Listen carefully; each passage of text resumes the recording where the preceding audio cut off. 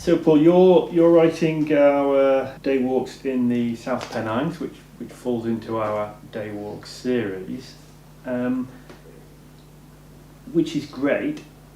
I think from Vertebrate Publishing's point of view, it's you as a writer that attracted us to this. We know you can write a guidebook. We've seen your work there, but I think you bring something else to it. You have a way of writing about landscape and the socio-history of landscape that I think will bring an extra dimension to the book.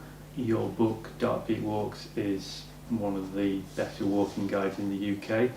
Tell me a little bit about the process of writing that book. It started with falling off a mountain and bashing myself about a lot, and from that point thinking, I'm going to do what I want to do now. And it was actually started by trying to do an event, a walking event, and the speaker was going to be Mark Richards, who wrote the last Dark Peak Walk guides, but he called them High Peaks.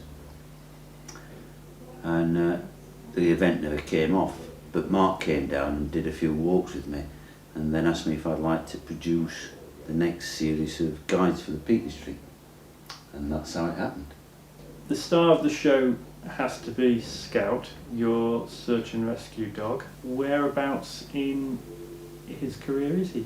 He graded in the end of April this year, 2019, and graded means he becomes operational, so he's at operational standard now. We both are as a team, we work as a team. Yesterday he did his 16th call out since he graded in April the 29th. So it's been quite busy for him. We've achieved what we were supposed to do, which is we clear areas. We don't go in to find a body or a person, we go in to clear an area. And if there's someone in that area, then we will find them. So that's what we do. So he hasn't actually found anybody in his operational mode, but he did find somebody when he was training. So he knows what he has to do, he does the job, but we have cleared areas, and then that allows the search people to move on to other areas to work them. In my dim and distant past, Paul, I was a member of the Swaledale Mountain Rescue Team. And I found it quite a sociable thing. We'd be involved in cave rescue, we'd be involved in large moorland searches, big teams of us, big carries with loads of people.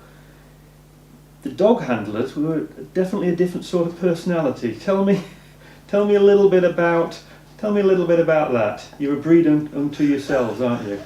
We're known as grumpy bastards. That's what the rest of the team members call us, and there is an element of truth in that. I think in mountain rescue it attracts a certain kind of individual. To go out in the worst weathers to try and find somebody who you don't know, you've never met and probably never will meet at the drop of a hat in the middle of the night is not what a normal person does. So I think members of Mountain Rescue are slightly off the beaten path anyway. And I think that's an interesting thing. There's an anarchic quality, I think, to Mountain Rescue. And you've got the black humour and all that kind of thing. And that's needed, and there's good camaraderie. But the dog handlers are, I think, and I might be criticised for this, but I think we're the loners. We're the ones who can't quite get on with the rest of the people. And we like to be on our own with the dog on the hill. And we're a little unit. Generally we have a navigator, who's just checking our progress and so that we know where we've been. But we are loners, and it is that connection between the handler and the dog and the landscape, and it's it's an empathic connection. There's an understanding of the environment that's probably deeper than the rest of the team members have, because we need that to be able to really work the dog in the places that he needs to be. So it's at a much deeper level, and I think that partly that's what attracts us, all the dog handlers, to it.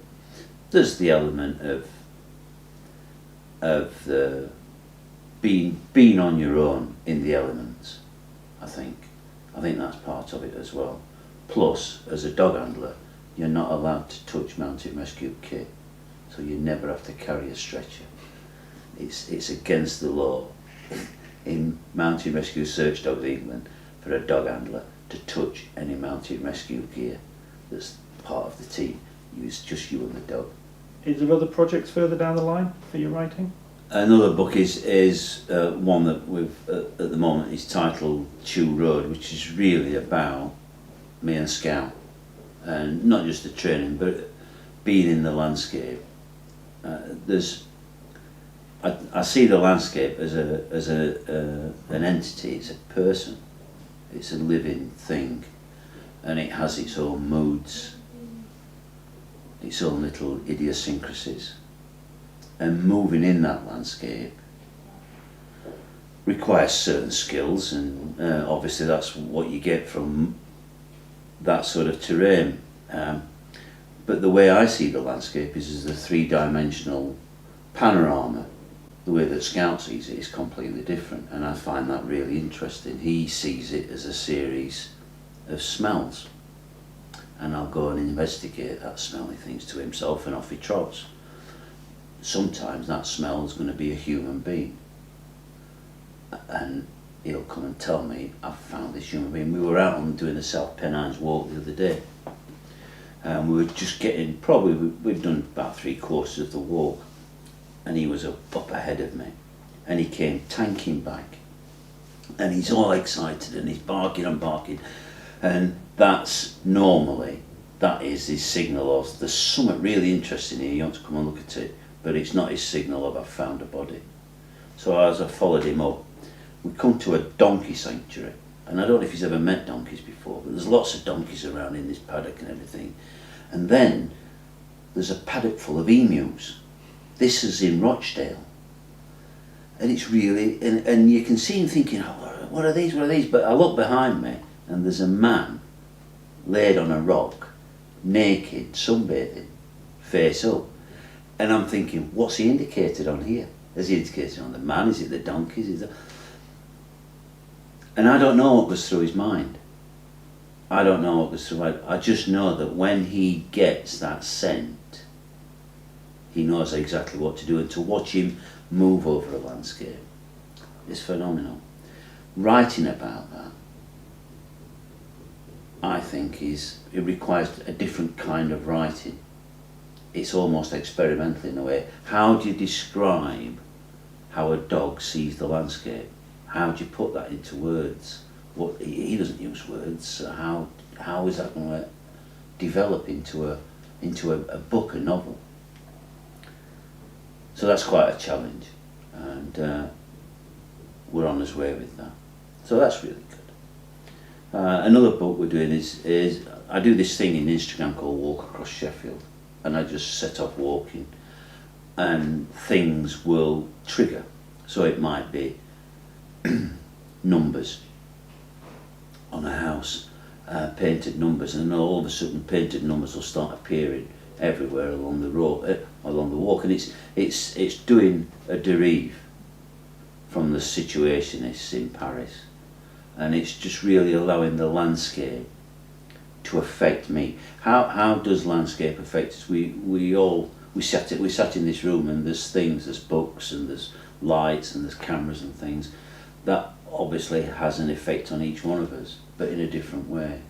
And that's one of my main things with writing about landscape is how does the landscape and humans interact?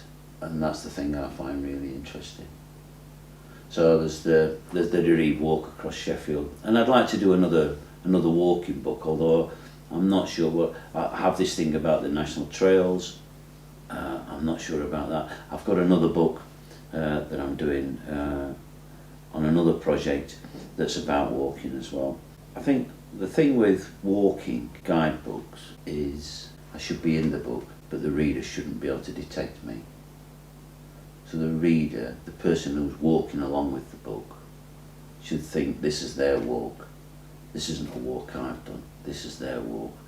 I see it on Facebook now. We did PB walk number 33, and that's really nice.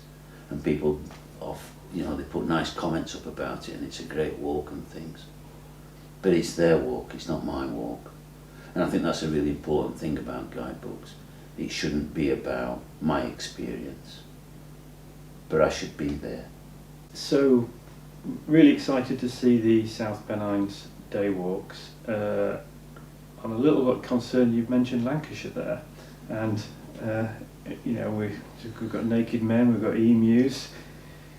Really, it's your own fault for crossing the border, I'd say, Paul. Any other things you've seen, preferably in Yorkshire?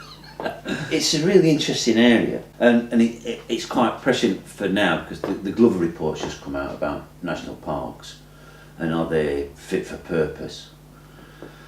And you look at the South Pennines, and the South Pennines, it's not a national park. It's got some areas of interest, and it's got some SSIs and everything, but it's an area that's been allowed to continue developing. It's a developing landscape. It hasn't been stopped in 1951. So you've got the mill towns, which obviously went through a lot of industrial decline, and they're now seeing a resurgence, and there's a lot of art that's moved into it. You've got Simon Armitage, who's done the stanza stones, which is 6 poems that are chiselled onto the gritstone from Hebden Bridge right up to Ilkley. Actually from Marsden up to Ilkley. And you can walk this trail, or you can put them into walks and everything. And they're all based on water. You've got rain, snow, wet. You think, oh, this is a landscape that's actually doing something. This is a landscape that's constantly redeveloping. Hebden Bridge, of course, you've got the Ted Hughes thing and all that that's going off, and all that seeps out. So you've got quite eclectic little communities, beautiful little hilltop hamlets where not a lot happens, but they'll have got this really nice building, really nice farm buildings and everything, and they'll hold little festivals in the middle of summer, in the middle of nowhere, and you've got things like that. The band contests that go around Saddleworth, which is a distinctly Pennine thing, and each village holds a band contest on the same day, and all these bands come from all over the world and play at each contest and then move on to the next village. And that's years and years old. That must be over 100 years old, but that's continued, and it's the people that's done that. And I think that's the important thing about the South Pennines. It's the communities, and that's very different from what you've got in the Peak District. In the Dark Peak, you've not got much community. In the South Peak, what you're getting is communities that are devoid of people, because they've become holiday homes and holiday cottages. But in South Pennines, they're still building their communities, they're still being developed. And I think that adds an extra aspect. And you've got the history there, things like the Craigvale coiners, where they almost destabilised the British Empire through cutting coins and then making new ones out of the offcuts. So bad was it, and they all hung for that. That's real history. That's something that affected the nation from this very tiny valley with just a few houses in the middle of nowhere near Hebden Bridge. That effect spread out across the whole country. So I think it's a nice place to walk. The other thing about it is, with it not being a national park, there's not that many people go there. There's still not many people know about it. So you've got wide open spaces with not a lot of people around, which is idyllic if you're a walker who likes to walk on their own. Thanks for coming in today. Thanks for having me. Looking forward to seeing day walks in the South Pennines, and really looking forward to seeing some of your other writing as the year unfolds.